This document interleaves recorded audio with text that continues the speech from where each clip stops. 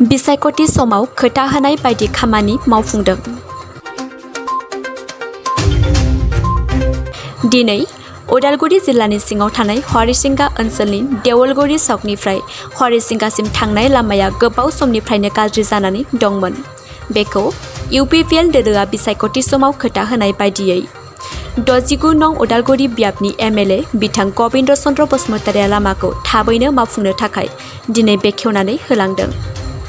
बिथांजों लोगोसे बे हाबाफारियाव बाहागो लायो बिटिसि हरिसिंगा बियाबनि एमसिएलए बिथां सन्जय स्वर्गियारी आरो खालिंदुवार बियाबनि एमसिएलए बिथां दिलीप बर'जों लोगोसे ओनसोलनि रायजो राजाफोरा बे हाबाफारियाव बाहागो लायो।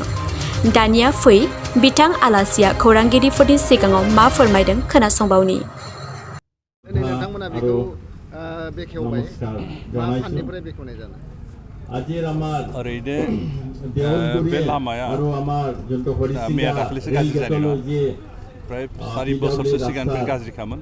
खिन्थु सिगांनि सरकारा बिपिएफ सरकार बेखौ मावना होआखै, पाब्लिकआ डिमान्ड खालामदोंमोनबाबो जोंनि सरकारा दा 1.5 बोसोर जाबाय। दा 1.5 बोसोराव जों हास्लाबाखैमोन, खिन्थु एबार खिन्थानो लाबाय।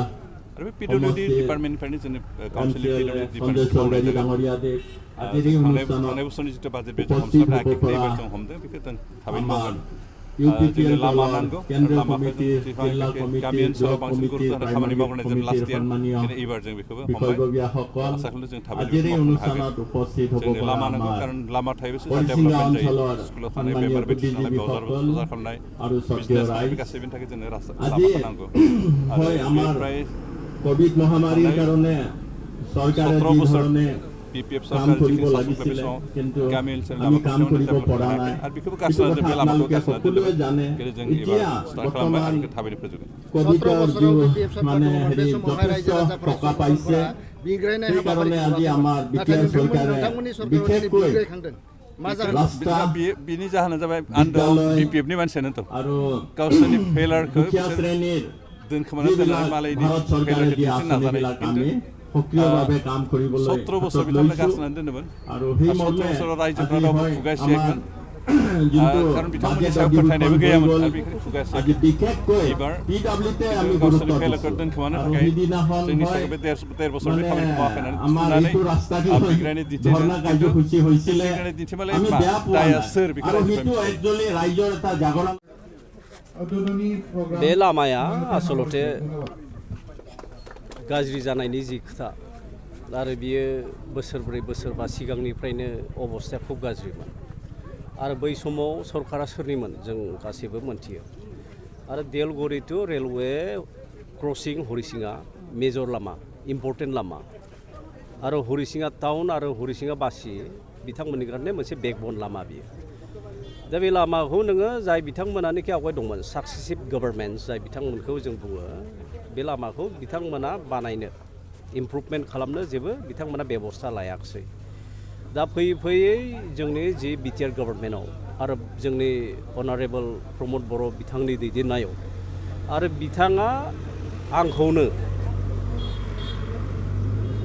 बिथाङा जे बिथोन मोनसे होदों जे गोख्रैनो जि लामा आरो बे लामाखौ नोंथाङा डिपिआर खालामनानै प्लान एन्ड एस्टिमेट खालामनानै आंनो थाबैनो लाबोदों। साननैनि गेजेराव जोङो डिपिआर बानायदों। एक्जिकिउटिभ इन्जिनियार आरो पिडब्लिउडिनि आरो एसडिअ बिथांमोनाबो जथेस्थ' सहाय खालामबाय जे साननैनि गेजेरावनो जोङो डिपिआर बानायनानै प्लान एन्ड एस्टिमेट खालामनानै आरो बिथोन हिसाबै जोंनि मानगोनां जे प्रमद बर' बिथांनि बिथोन हिसाबै बिथांनो जोङो गथायहैबाय।